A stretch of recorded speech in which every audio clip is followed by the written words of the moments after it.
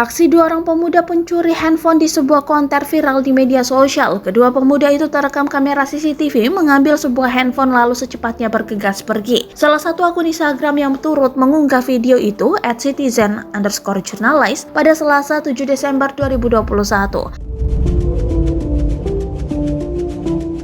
Terlihat dalam video dua orang pemuda mengunjungi sebuah konter yang dijaga emak-emak. Tak berselang lama duduk, emak-emak itu berdiri seakan mencari sesuatu. Di saat itulah dua pemuda tersebut beraksi dan langsung mengambil handphone yang ada di dalam lemari.